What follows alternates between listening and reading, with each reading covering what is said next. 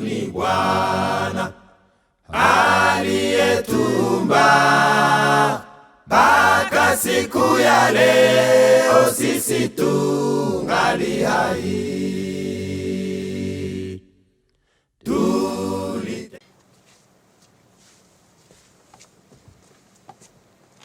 Jambo tena wapendo wa Bwana Mungu. Nous vous saluons encore les bien-aimés du Seigneur. Tunashukuru Mwenyezi Mungu kutupatia muda kama huu. Nous remercions Dieu de nous avoir donné ce temps. Mada yetu ya asubuhi, le thème de ce matin, ni usamani wa habari njema. C'est l'importance de la bonne nouvelle. Tutaweza kumuomba Mwenyezi Mungu. Nous allons d'abord prier Dieu ili tuendelee katika usomi. Pour continuer dans notre lecture. Tuombe. Nous allons prier. Baba wetu mtakatifu uliye juu mbinguni, notre Dieu saint qui est au ciel, tunakushukuru sana kwa muda huu umetupa. Nous te rendons grâce pour ce temps que vous nous accordez. Roho Mtakatifu awe mwalimu wetu. Que ton Esprit Saint soit notre enseignant. Tuelekeze katika Biblia takatifu. Qu'il nous conduise dans la Bible sainte. Wasikilizaji wetu mahali wote walipo. Que tous ceux qui nous attendent partout ils sont. Wabariki pamoja na sisi. Que tu les bénis avec nous. Ni katika jina tukufu la mkombozi wetu Yesu Kristo tumeomba. Au nom du saint nom de Jésus-Christ nous avons ainsi prié. Amen. Amen. Ebu ndugu zetu wasikilizaji, chers auditeurs, auditrices, tunaelekea kwenye somo letu muhimu. Nous allons nous acheminer tout droit à notre leçon.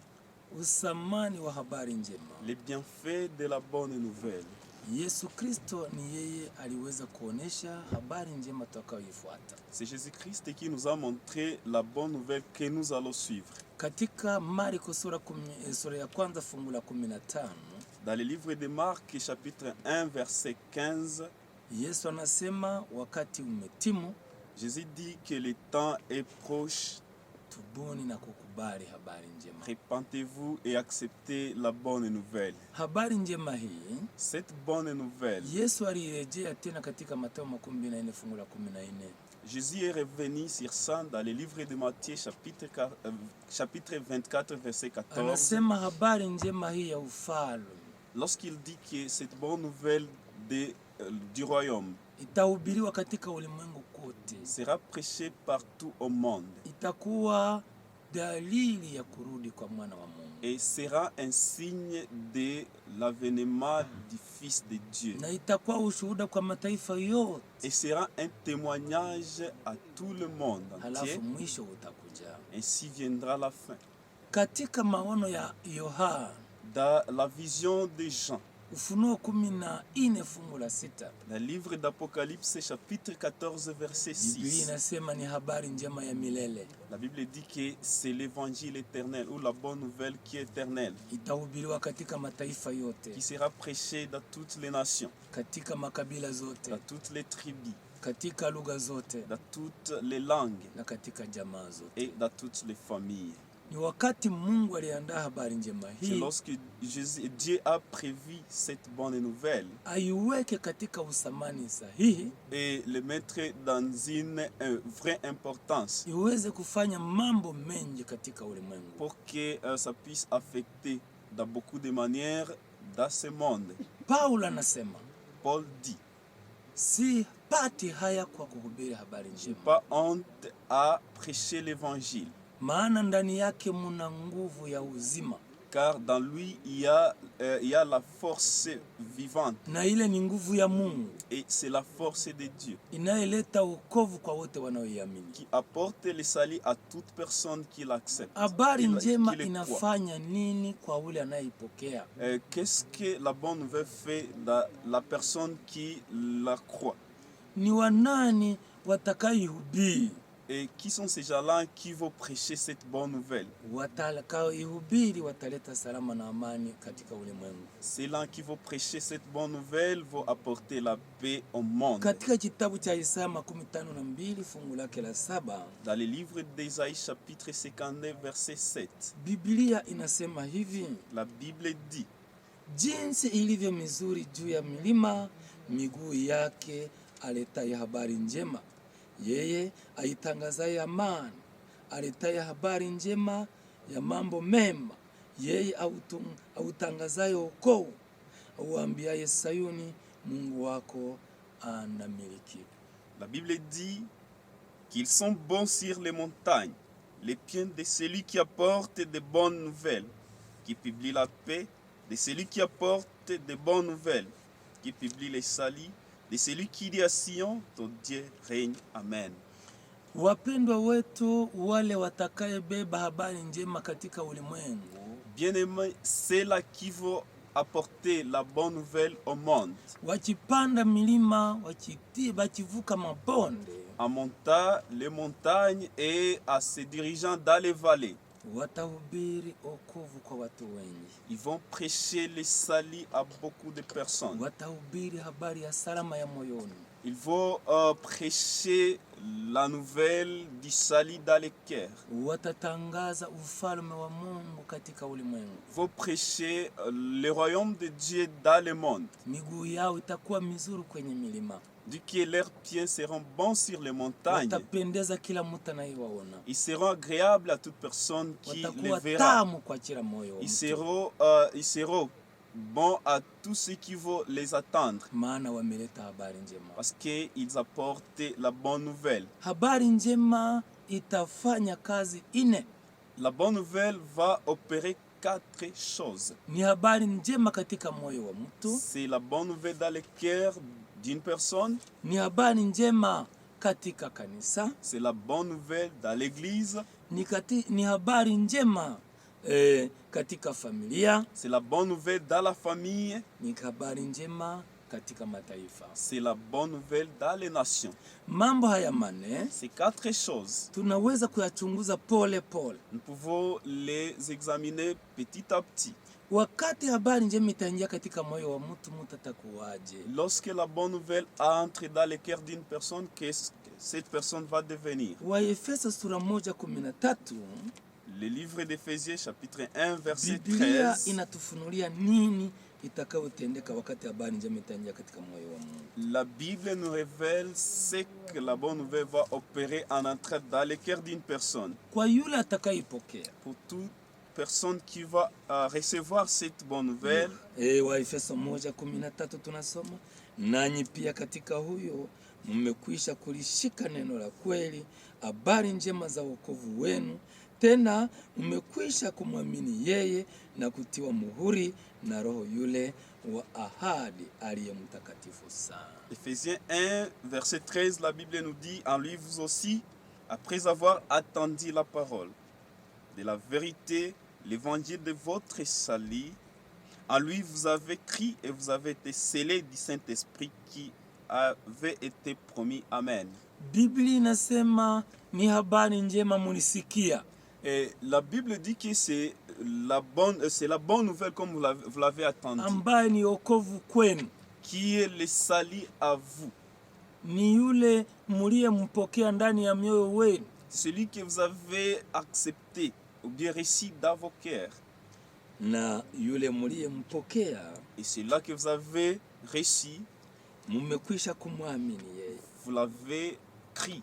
Na mmetiwa muhuri wa Roho Mtakatifu. Et vous avez été scellés du son du Saint-Esprit, ambaye ni Roho wa ahadi, qui est l'esprit de la promesse. Wakati roho ya mtu inapokea injili, lorsque le cœur d'une personne reçoit l'évangile ou habari njema inaingia ndani ya moyo wake. La bonne nouvelle entre dans son cœur. Wokovu inaingia ndani. Le salut entre chez lui. Maana habari njema ni Yesu Kristo mwenyewe. Parce que la signification de la bonne nouvelle, c'est Jésus-Christ lui-même. Wakorintho wa pili sura 4 fungu lake la 5.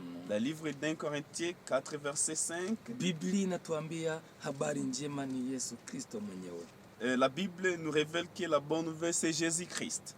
Biblia inasema, la Bible dit, fungu la 5, kwa maana hatujihubiri wenyewe bali Kristo Yesu ya kuwa ni Bwana, na sisi wenyewe kuwa tu watumishi wake kwa ajili ya Yesu. Nous ne nous prêchons pas, mais nous prêchons Jésus-Christ. Ni Yesu tunayemtangaza. C'est Jésus-Christ que nous annonçons. Sisi ni watumishi wake. Nous sommes ses serviteurs. Kwa kutangaza habari njema yake. en annonçant sa bonne nouvelle. Anapoingia ndani ya moyo wako, Lorsqu'il entre dans ton cœur unamwamini, et vous le croyez, nini nafanyika katika roho yako? qu'est-ce qui s'opère dans votre cœur? Ni Wakolosai sura 3 fungu la 9 na 10. C'est dans le livre des Colossiens chapitre 3, 9 et 10. Mwanadamu anapopokea habari njema, Lorsque l'homme accepte la bonne nouvelle, habari njema inamuweka katika hali nyingine. et la bonne nouvelle le met dans une autre situation, ou bien dans un autre état. Musiambiane uongo, kwa kuwa mumevua kabisa mtu wa kale pamoja na matendo yake, mkivaa utu upya unaofanywa upya upate ufahamu sawasawa na mfano wake yeye aliyemuumba. Ne mentez pas les uns aux autres, vous étant dépouillés du vieil homme et de ses œuvres, et ayant revêtu l'homme nouveau, qui se renouvelle dans la connaissance selon l'image de celui qui l'a créé. Amen. Mwanadamu alipoumbwa na Mungu alikuwa na sura ya Mungu mwenyewe. Lorsque l'homme fut créé par Dieu, il avait l'image de vrai Dieu. Mawazo, upendo, matendo ilikuwa sawa muumba wake. Ses œuvres, ses idées, c'était comme son créateur.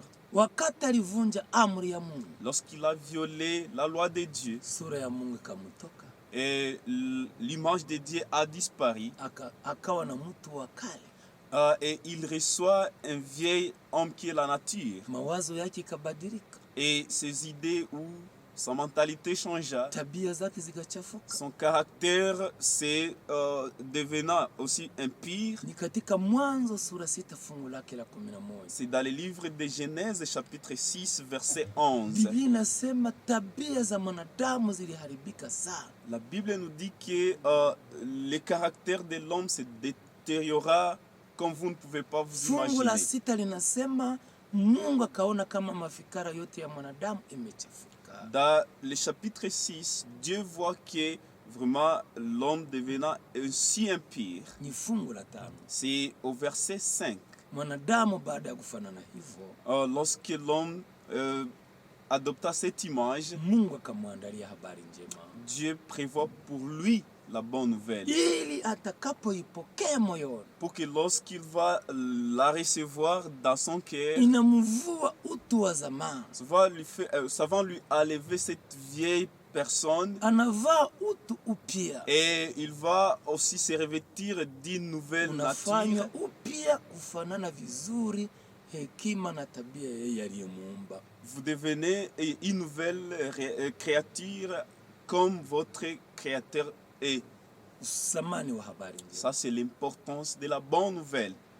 Yesu Kristo katika moyo wa ule mtu, Jésus-Christ est dans le cœur d'une telle personne. tabia zake zinakuwa za ule mtu, Son caractère devient le caractère de cette personne. maisha yake inakuwa ya ule mtu, La vie de Jésus devient la vie de cette personne. upendo na maendeleo inakuwa kama ya Yesu mwenyewe. L'amour et le développement de cette personne devient comme ceux de Jésus-Christ. Mtu anafikia ile jambo akipokea nini tena? Et l'homme arrive à ce point en recevant encore quoi? Biblia tuambia ukishaamini ile kweli, La Bible nous dit, lorsque vous croyez à cette vérité, unapokea Roho Mtakatifu.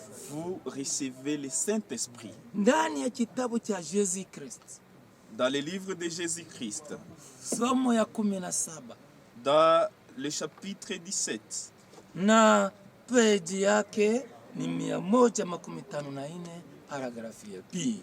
et nous allons lire ça dans le livre de Jésus-Christ, chapitre 17, Page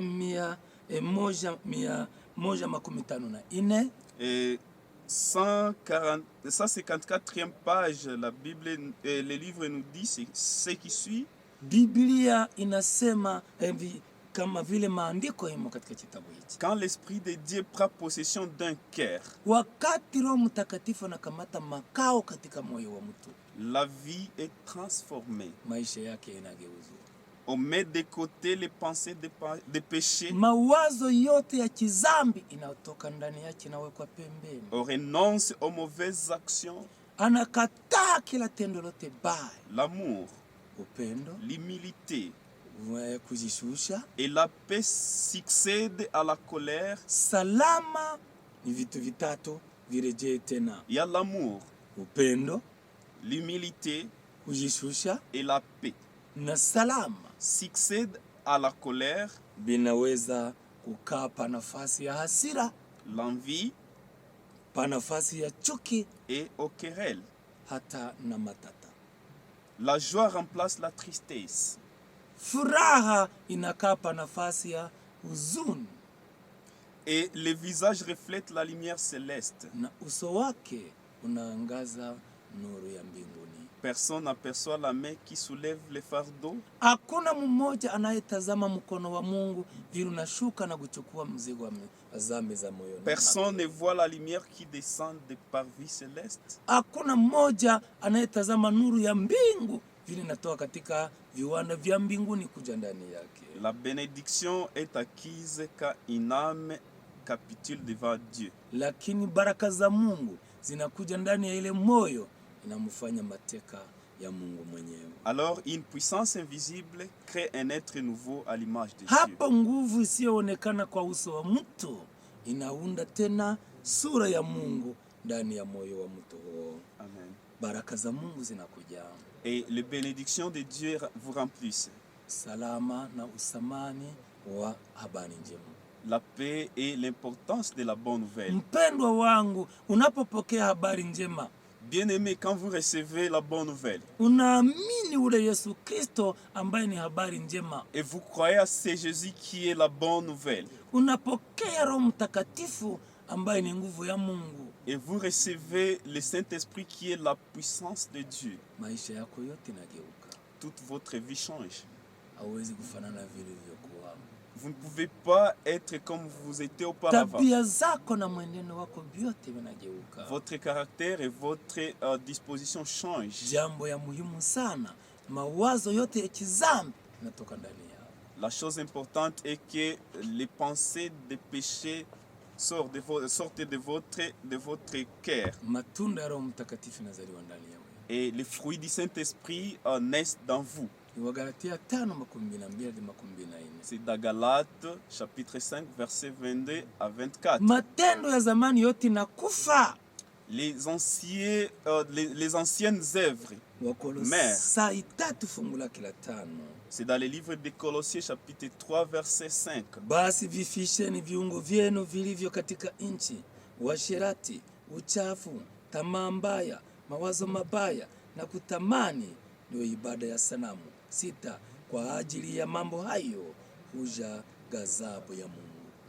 Faites donc mourir les membres qui sont sur la terre, l'impudicité, l'impureté, les passions, les mauvais désirs et la cupidité qui est une idolâtrie. Mwenyezi Mungu anaua, anavunja, anaondoa matendo yote ya mtu wako wa kale inakufa. Dieu tue, détruit les mauvaises pensées et les mauvaises œuvres disparaissent en vous. Pokea habari njema, utapata usamani wa habari njema. Recevez la bonne nouvelle et vous allez découvrir l'importance de la Maana bonne roho ya nouvelle. mtu ni mbaya, ni ngonjwa, napotea, inaharibika katika Yeremia sura 17:9. Parce que le cœur de l'homme est malade, n'est pas en bon état comme il est écrit dans le livre de Jérémie chapitre 17 verset 9. Njia ya mwanadamu anayoipendelea ni njia ya upotevu katika Mezali 12:14. La voie que l'homme désire, c'est la voie de perdition comme il est écrit dans le livre des Proverbes 12 verset 14 verset 12. Lakini ukapokea habari njema, Mais si vous recevez la bonne nouvelle, unakuwa na mawazo sawa ya Mungu muumba wako. vous aurez la pensée comme de votre Njia Créateur. zako zote zinanyoroka vizuri. Toutes tes voies seront droites Unamfuata Mungu katika usalama na amani. et vous suivez Dieu dans la paix ainsi que dans la quiétude. Pointi ya pili Deuxième point, ni habari njema katika familia. c'est la bonne nouvelle dans la famille. Familia inayopokea habari njema inakuwaje? Une famille qui reçoit la bonne nouvelle, comment comment elle se comporte. Wakolosai 3:12 hadi 12. Dans le livre des Colossiens chapitre 3, 20 jusqu'à 22, Biblia inatuambia kile habari njema inafanya katika familia. la Bible nous montre ce que la bonne nouvelle opère dans la famille. Biblia inasema, La Bible dit, nitaanza fungu la 18. il va commencer au verset 18. Ninyi wake watiini waume zenu kama ipendezayo katika Bwana. Ninyi waume wapendeni wake zenu, musiwe na uchungu nao. Ninyi watoto watiini wazazi wenu katika mambo yote, maana jambo hili linapendeza kwa Bwana. Verset 18, la Bible nous dit, femmes, soyez soumises à vos maris comme il convient dans le Seigneur. Marie, aimez vos femmes et ne vous aigrissez pas contre elles. Enfin, obéissez à toutes choses à vos parents, car cela est agréable dans le Seigneur. Amen. Habari njema inakuja katika familia. La bonne nouvelle en entrant dans la famille. Baba wa nyumba kwa wakati alikula tunda, mawazo yake kachafuka.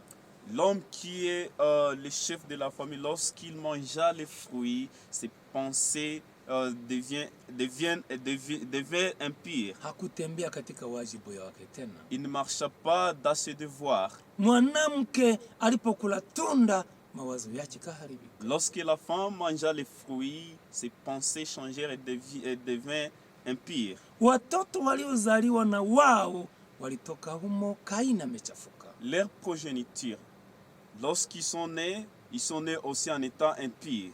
Mpaka leo familia nyingi zina magumu. Jusqu'à maintenant, beaucoup de familles ont des problèmes. Misharabaka katika familia. Des querelles dans des familles. Watoto na wazazi hawasikilizani. Les enfants avec leurs parents ne s'attendent pas. Manyumba mengi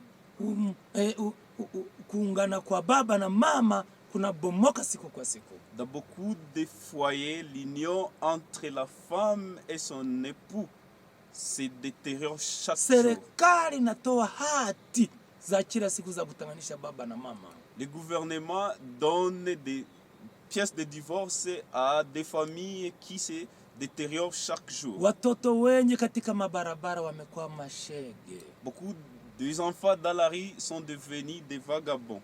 Wamekuwa watu wabaya sana. Sont devenus méchants. Ulimwengu umechafuka sababu ya watoto wabaya walizaliwa na familia. Le monde est devenu impur à cause des enfants qui sont venus de telles familles. Wakati wanapokea habari njema, lorsqu'ils reçoivent la bonne nouvelle, baba anapenda mke wake, l'homme ou bien l'époux aime sa femme.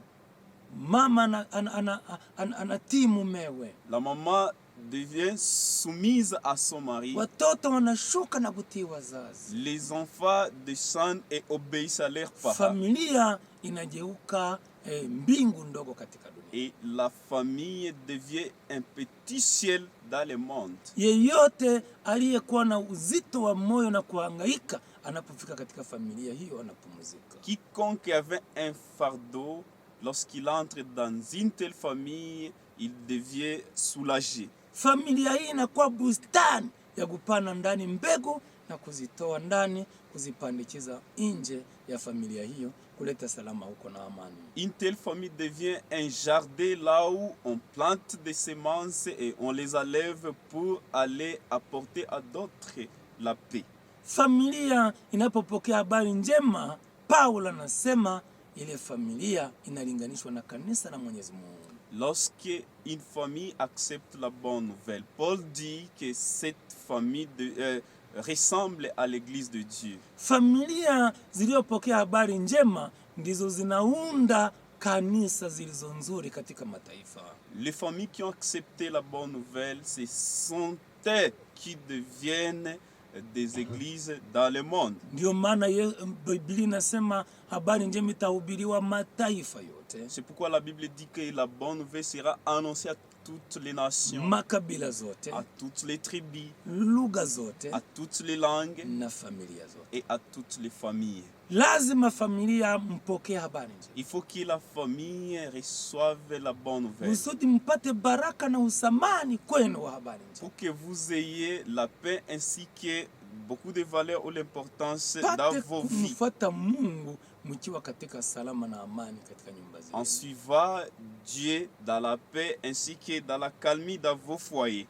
Wakati familia imepokea habari njema, Lorsque une famille reçoit la bonne nouvelle, inageuza tabia zao kufanana kama za Kristo, change leur comportement qui ressemble à Jésus-Christ. Wenye kuwazunguka wanakuwa na amani, Leurs voisins obtiennent kanisa inakuwa na amani, l'Église obtient la paix na serikali inasikia pumziko ndani ya moyo. et le gouvernement ou l'État aussi se sent soulagé. Sikiliza usamani wa habari njema. Écoutez l'importance de la bonne nouvelle. Tunaingia ku pointi ya 4. Nous entrons au 4e point. Habari njema katika makanisa. La bonne nouvelle dans les Ni églises. pointi ya 3 pale. C'est le 3e point, nous nous excusons. Habari njema katika makanisa. C'est la bonne nouvelle dans les églises. Makanisa kwa sasa zimekuwa nyingi sana. Actuellement, il y a beaucoup d'églises. Maimani tofauti Il y a différentes foi na maisha tofauti. et différentes vies. Habari njema inaleta kitu kingine. La bonne nouvelle apporte une autre chose. Katika Yohana sura 10:16, Dans le livre de Jean, chapitre 10, verset 16, Yesu aliongea kulingana na kanisa. Jésus a parlé concernant l'église. Wakati kanisa itapokea habari njema ya kweli, Lorsque l'église va recevoir la bonne nouvelle, la véritable bonne nouvelle, na kondoo wengine ninao ambao si wa zizi hili, na hao nao imewapasa kuwaleta, na sauti yangu wataisikia, kisha kutakuwako kundi moja na mchungaji mmoja. Amen. j'ai encore d'autres brebis qui ne sont pas de cette bergerie. Celles-là, il faut que je les amène. Elles attendront ma voix et il y aura un seul troupeau, un seul berger. Amen. Biblia inasema kwamba kanisa ya Mungu itakuwa moja. La Bible dit que l'église de Dieu dans le monde entier sera une. Itakuwa na mchungaji mmoja, Aura un seul berger. maana na roho ni mmoja, Parce qu'il y a même un seul esprit. na Mungu ni Et il mmoja, y a un seul Dieu. na Bwana ni Et il y a mmoja, aussi un seul Seigneur. na mbingu ni Et il moja. y a un seul ciel. Habari njema ya kweli La véritable bonne nouvelle, inapofika katika makanisa, lorsque ça entre dans les églises, itaunga makanisa yote kuamini habari njema hiyo. va amener toutes les églises à croire à cette vérité. Wote wataungana katika imani moja. Toutes seront unies dans une seule foi. Ni katika kitabu cha Waefeso sura 4. C'est dans le livre d'Éphésiens chapitre 4. Tutasoma mstari wa kwanza hadi 4 mbio Nous mbio. allons lire au verset 1er jusqu'à 4 très rapidement.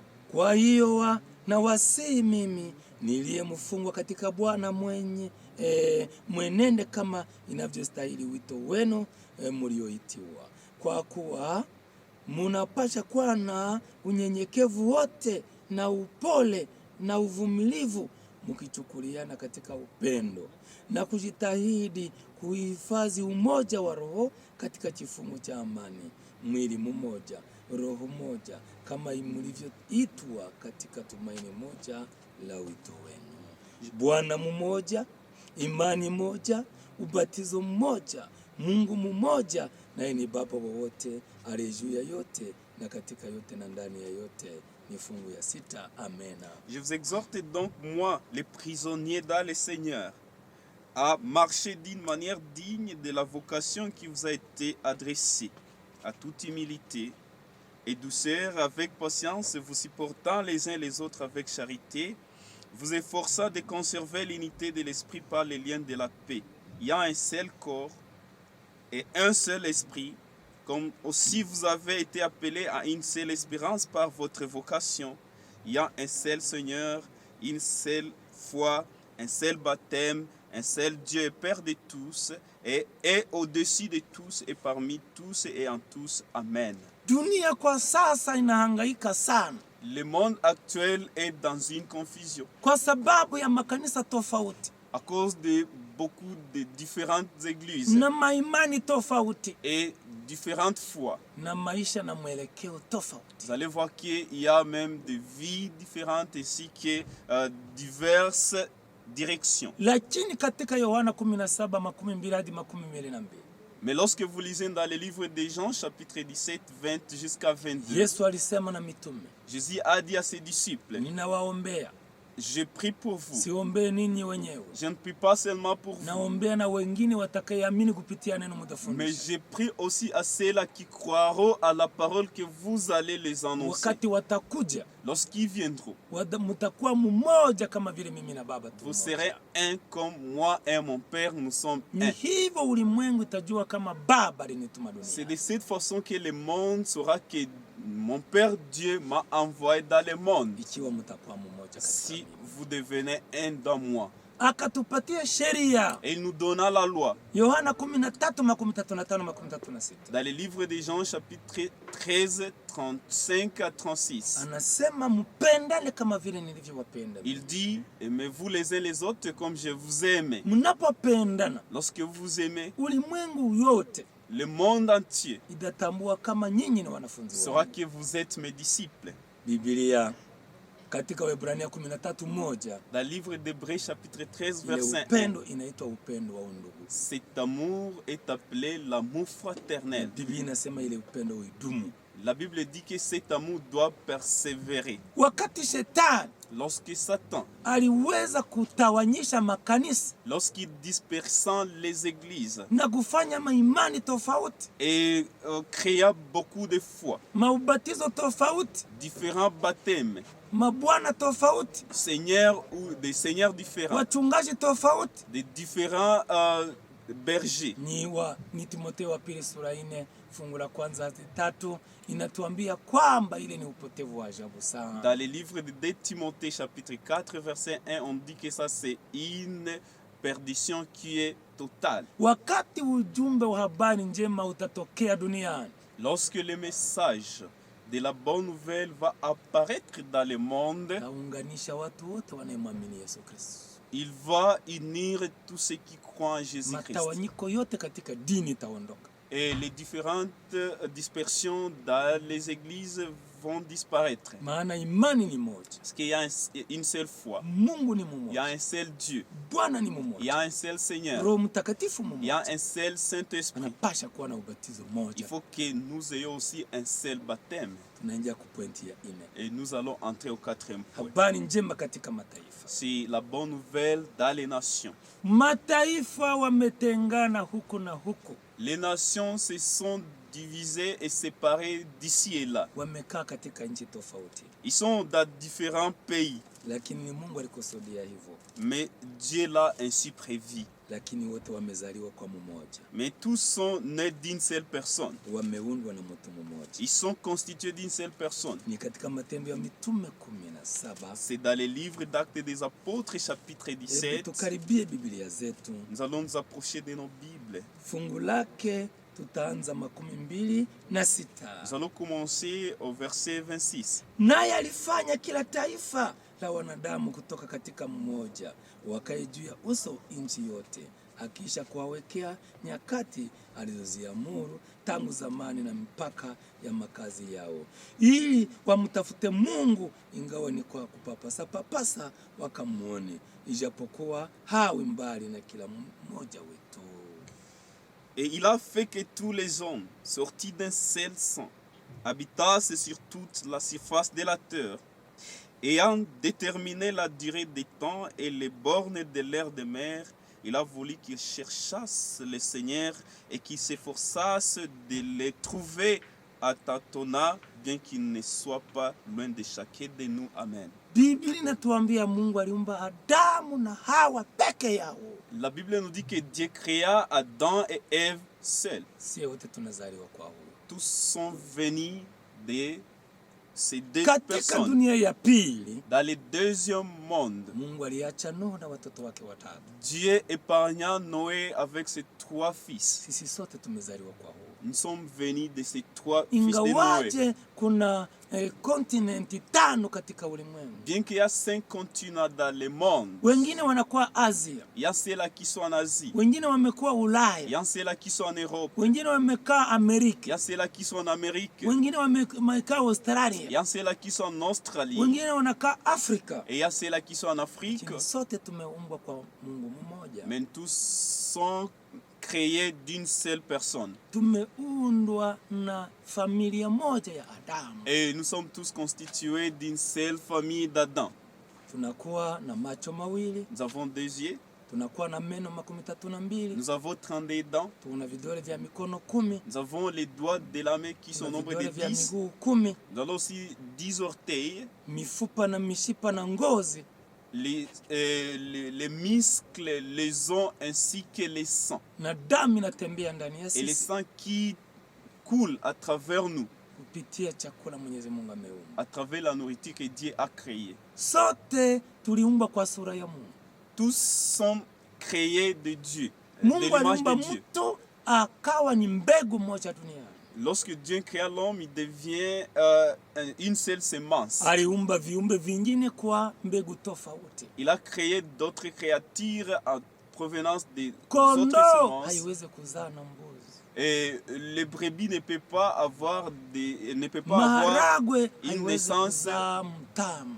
Et les haricots ne peuvent pas devenir les sorgho. Lakini mwanadamu, Mais l'homme, mzungu na mweusi wanazaa. blanc et noir, donne naissance. Kuonyesha kwamba kama tuko mbegu moja. Pour montrer que nous sommes une seule semence. Ni shetani ametia uchuki na ubaguzi wa rangi na kabila katika mataifa. C'est Satan qui a planté la semence de la haine ainsi que du racisme dans des personnes. Inasababisha kuleta magomvi, kuleta vita, kuleta vifo fasi yote katika ulimwengu. C'est ce qui occasionne les querelles, les guerres ainsi que la mort dans différents pays. Kwa sasa hatuweke tena mipaka ya nchi kama vile Mungu alivyosema, lakini tunaweka mipaka ya mafikara ya maisha na mwenendo yetu. Actuellement, nous ne plaçons pas une mur de séparation comme Dieu l'a établi, mais c'est dans nos mentalités que nous plaçons des murs de séparation. Mungu yeye alikubali kuwe mipaka ya nchi. Dieu a accepté qu'il y ait des limites de pays. Na unaitwa Mkongomani wala unaitwa kabila ya kwenu kwa kulingana na nchi yako unakaa ndani. Tu adoptes une nation parce que tu habites dans un tel pays. Lakini kwa maisha na mwenendo na sura ni sisi ni watu wamoja. Mais dans la disposition, dans notre vie, nous sommes venus d'une seule personne. Injili kaingia katika mataifa. Lorsque l'évangile ou la bonne nouvelle entre dans les nations, itawaunga kwa mtu mmoja. ça va les constituer devenir une seule personne. Katika kitabu cha Matendo ya Mitume 10:34 na 35, Petro akafumbua kinywa chake akasema, hakika natambua ya kuwa Mungu hana upendeleo, bali katika kila taifa mtu amchaye Mungu na kutenda haki ukubaliwa na Mungu mwenyewe. Dans le livre d'Actes des Apôtres, chapitre 10, 34 à 35, la Bible nous dit, alors Pierre ouvra la bouche, dit, en vérité, je reconnais que Dieu ne fait point exception de personne, mais qu'en toute nation, celui qui les crée et qui pratique la justice lui est agréable. Amen. Warumi sura 10 fungu la 12 na 13 inatuambia hivi. Livre des Romains 10, 11 et 12. 12 hadi 13. 12 à 13. Biblia inasema, kwa maana hakuna tofauti ya Myahudi na Myunani, maana yeye yule Bwana ni Bwana wa wote, mwenye utajiri kwa wote wamwitao, kwa kuwa kila atakayeliitia jina la Bwana ataokoka. 12, on nous dit, il n'y a aucune différence en effet entre les Juifs et les Grecs, puisqu'ils ont tous un même Seigneur qui est riche et pour tous ceux qui l'invoquent, car quiconque invoquera le nom du Seigneur sera sauvé. Amen. Watumishi wa Mwenyezi Mungu Les serviteurs de Dieu, ambaye Mungu alipatia habari njema, que Dieu a confié la bonne nouvelle, walipoingia katika mataifa tofauti, lorsqu'ils entrèrent dans différents pays, waliwajulisha ya kwamba wote ni wamoja katika Bwana. ils les ont fait connaître que tous sont un dans le Seigneur. Salama yetu ni wapi? Où se trouve notre paix? Waefeso sura 2:14. Ephésiens 2, verset 14. Kwa maana yeye ndiye amani yetu, aliyetufanya sisi sote tuliokuwa wawili kwa mtu mmoja, akibomoa kibambazi cha kati kilichotutenga, naye akiisha kubomoa ule adui kwa mwili wake, ndiyo sheria ya amri zilizo katika maagizo, ili afanye hao wawili kwa mtu mpya pamoja ndani ya nafsi yake mwenyewe. 16. Akawapatanisha wote wawili na Mungu katika mwili mmoja kwa njia ya msalaba, akiisha kuufisha ule uadui kwa huo msalaba. 17. Akaja akahubiri amani kwenu ninyi mliokuwa mbali na amani kwa wale waliokuwa karibu. Verset 14, la Bible nous dit, car il est notre paix, lui qui de deux n'en a fait qu'un et qui a renversé les murs de séparation, l'inimitié, ayant anéanti par sa chair la loi des ordonnances dans ses prescriptions, en fait de créer à lui-même avec les deux un seul homme nouveau, en établissant la paix et de les réconcilier l'un et l'autre en un seul corps avec Dieu par la croix, en détruisant par elle l'inimitié. Il est venu annoncer la paix à vous qui étiez loin et la paix à ceux qui étaient près, car par lui nous avons les uns et les autres accès auprès du Père dans un même esprit. Amen. Injili litokea mbali, L'évangile qui est la bonne nouvelle est venu de loin ikakuja mpaka mahali tulipo, et nous est parvenu. mmekuja kutuunganisha sote kwa mtu mmoja. L'objectif de l'évangile, c'est nous unir et devenir une seule personne. Yesu ameondoa vibambasi vyote vilivyotutenga. Jésus a levé les murs de séparation. Hakuna kuhesabia rangi ya mtu, Il n'y a pas compté, bien considérer la race d'une personne. kuhesabia kabila ya mtu, Il n'y a pas à considérer la tribu d'une personne. lakini sote tunageuka mtu mmoja katika Kristo kulingana na habari njema. Mais tous devenons une seule personne dans Jésus-Christ selon la bonne nouvelle. Katika kitabu cha Témoignage, ushuhuda kwa kanisa, volume ya 2, ukarasa wa 425, maandiko yanatuambia mambo tunataka kuongea na inakuwa ukomo wa somo letu la asubuhi. Dans les livres de témoignages à l'Église, le deuxième livre, paragraphe 425, il y a ce que nous allons lire là-bas concernant la bonne nouvelle. 425, dans les livres de témoignages volume 2, on nous dit qu'une grande œuvre Kazi kubwa sana qui consiste à placer devant les hommes de vérité salvatrice de l'évangile, ambaye Mwenyezi Mungu alikubali kazi hiyo itendwe katika wanadamu, ni habari njema iliyo muhimu. c'est le moyen établi par Dieu pour résister à la corruption morale qui envahit le monde. Njia Mwenyezi Mungu aliandaa kupambana na dhambi na makosa na uovu ambaye inajaa ulimwengu na kuushinda. C'est sa façon de restaurer son image morale dans l'homme. Ni aina Mwenyezi Mungu aliandaa ya kuumba tena upya umungu ndani ya mwanadamu. C'est son remède à la désorganisation universelle. Ni dawa ya kuponya kutosikilizana, misharabaka, kuchukiana, kutoona kwa sawa ambayo imejaa ulimwengu mzima. C'est la puissance qui rapproche et unit les hommes. Ni nguvu yenye kukaribisha watu pamoja na kuwafanya kwa mtu mmoja. Ndugu zetu wapendwa, usamani wa habari njema ni njema sana katika ulimwengu wa leo. Chers bien-aimés, l'importance de l'évangile est grande. Hii mambo mane lazima tuipokee. Ces quatre choses, nous devons les accepter ou bien les recevoir. Habari njema ni dawa ya dhambi, ni dawa ya magonjwa. On dit que la bonne nouvelle, c'est les remèdes pour les péchés ainsi que pour les maladies. Ni Zaburi 103 fungu la 3 nasema, ni yeye anayesamehe dhambi zetu na kutuponya magonjwa yetu. Parce que dans les livres des psaumes, ça est 3, verset 3, on dit que c'est celui qui nous guérit de nos maladies ainsi que celui qui nous pardonne les péchés. Mathayo sura 9 fungu la pili linasema wakati walimletea mgonjwa alikuwa anamwambia uende, dhambi zako zimesamehewa. Dans les livres de Matthieu chapitre 9 verset 10, on nous dit que lorsqu'on amenait des malades à Jésus, il disait allez et que vos péchés vous soient pardonnés. Mathayo 8:16-17 inasema ni Yesu atakuja atachukua udhaifu wetu na magonjwa yetu. Matthieu 8:16 jusqu'à 17, on dit que c'est celui qui va porter nos maladies ainsi que nos infirmités. Usamani wa habari njema katika moyo wa mtu.